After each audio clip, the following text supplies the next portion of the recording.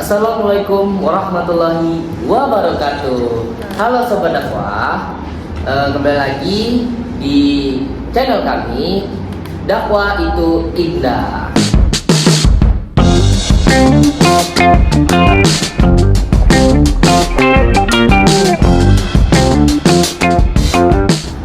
Nah, Dakwah itu Indah ini tempatnya ngobrol santai tentang seputar dakwah. Nah, saya Rizdian Al-Qadri akan menemani kawan-kawan sekalian untuk berbincang tentang seputar dakwah.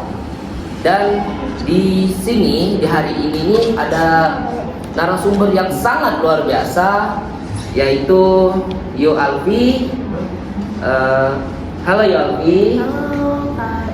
Senang banget nih saya bisa bertemu Kak Alfi lagi nih di acara podcast kami, dan kami berterima kasih kepada Kak Alfi karena sudah menyempatkan hadir untuk pada hari ini. Nah, untuk Kak Alfi, sebelum memulai perbincangan pada hari ini lebih dalam, Rizdian mau nanya nih kepada Kak Alfi, bagaimana sih atau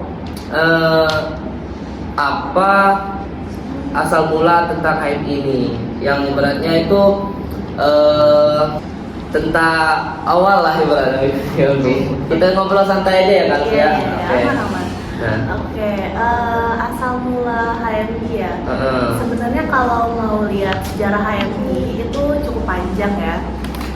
Karena HMI sendiri itu terbentuk pada tahun 1947, 2 tahun pasca kemerdekaan Indonesia.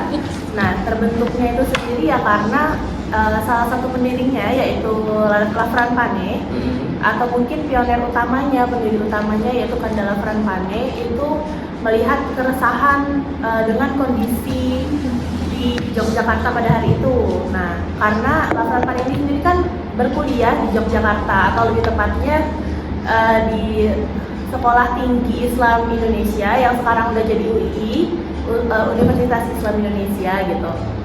Jadi ya melihat keresahan mahasiswa-mahasiswanya pada saat itu yang dinilai sudah cukup jauh dari kata Islam gitu, dari ajaran-ajaran Islam, sehingga Lafran Pane pun memutuskan untuk mendirikan HMI, Himpunan Mahasiswa Islam.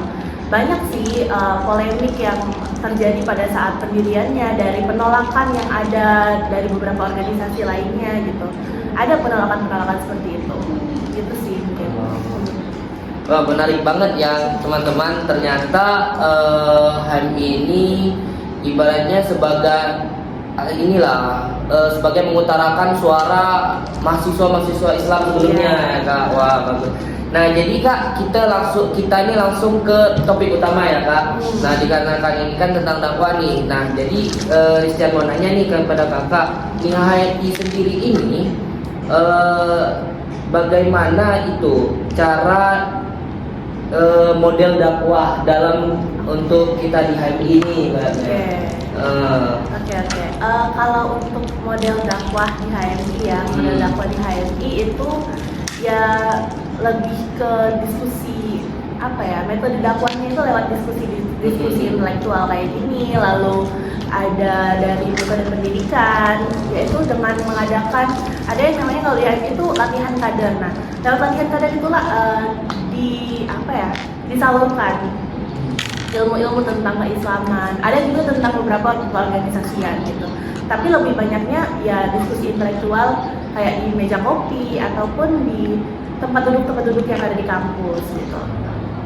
Wah, ternyata ini dakwahnya bukan hanya melalui media yang orang biasa bilang itu ceramah ya Kak. Ternyata di HMI ini juga kita bisa melalui dakwah itu bisa dengan berdiskusi santai. Iya. Wah, hebat banget. Nah, jadi bolehlah Kak sedikit ceritakan nih, apa sih kegiatan HMI atau yang pernah nih Kakak alami selama Kakak ber-HMI?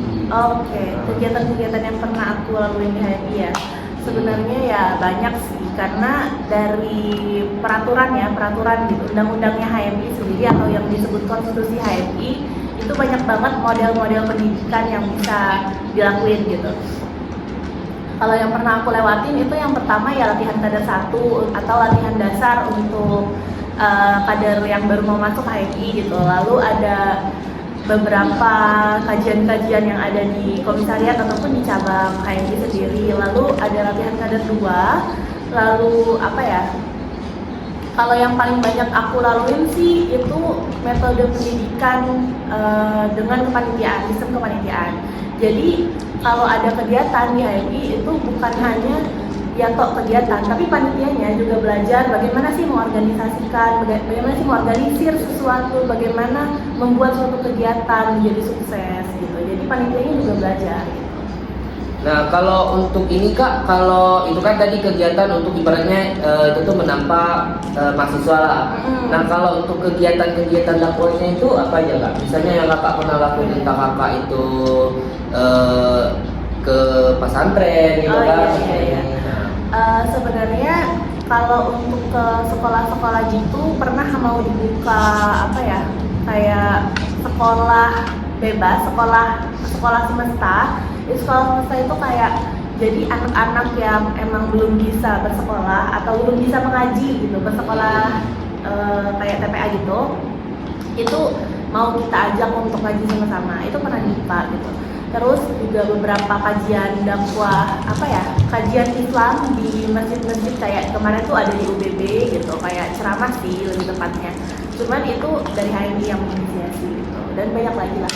Oh, berarti HMI ini emang bagus ya Kak, karena dia tuh ranahnya bukan di ruang lingkup kampus saja, tapi emang di ranah ruang lingkup masyarakat juga dia bisa masuk ya Kak. Nah, ini kita lanjut nih pertanyaan selanjutnya nih Kak. Nah, untuk ini Kak, sekarang nih kita udah tahu nih tentang Gen Z, Gen Z atau Gen Alpha kan. Nah, ini bagaimana nih Kak untuk menurut Kakak bagaimana cara berdakwah ini dengan menghadapi zaman sekarang ya Kak?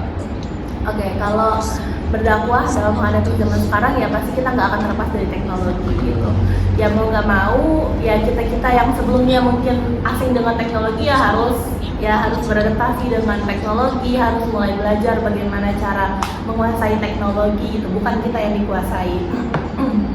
Jadi kayak kalau metode online-nya sih bisa kayak e-flyer ataupun video-video, cuman itu masih diusahakan karena pun sampai sekarang masih belajar dan kita pun masih belajar untuk bagaimana sih cara menguasai algoritma dari sosial media itu gitu. Kalau untuk Gen Z, kalau secara offline, kalau secara online kan itu dari e-flyer dan lain-lain. Nah, kalau secara real time-nya atau tatap mukanya itu ya kita mengusahakan kegiatan-kegiatan sosial yang diminati oleh Gen Z itu sendiri biar mereka juga belajar berorganisir ataupun belajar punya kepekaan untuk orang lain. Oke. Nah, itu kan dari Kak Alfi sendiri ya. Nah, ini sekarang nih strategi nih ibaratnya solusi lah untuk dari HMI ini untuk menghadapi tantangan-tantangan tersebut bagaimana Kak? Oke, kalau untuk menghadapi tantangan-tantangan tersebut ya mau nggak mau dari kita yang kader-kader HMI itu harus belajar mengikuti zaman dan bagaimana kita masuk ke sana agar orang-orang tertarik untuk mengikuti kita gitu.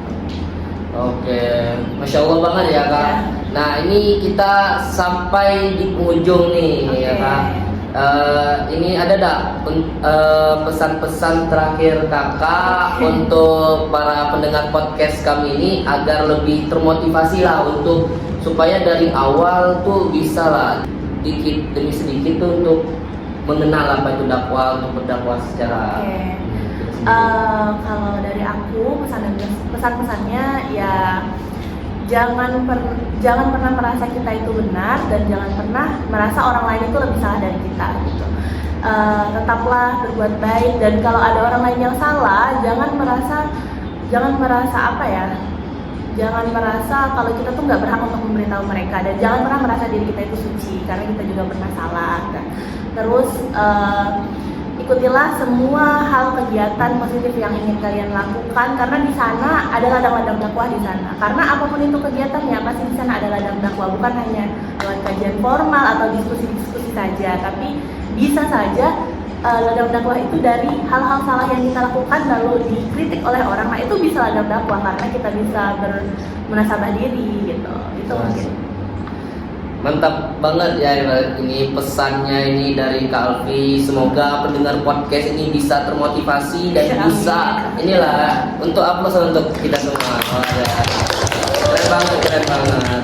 Nah, ini saya Rizal Kodri terima kasih untuk Kak Alfi lah sudah datang di acara podcast kami dan semoga dari podcast kita ini bisa menjadi contoh lah atau menjadi tempatnya orang bermotivasi agar bisa menjadi lebih baik. Nah mungkin hanya itu saja ya Kak. Saya sekian. Terima kasih ya Kak. Mungkin hanya itu saja di podcast kita hari ini. Dakwah itu indah. Mungkin kembali di episode selanjutnya. Bye.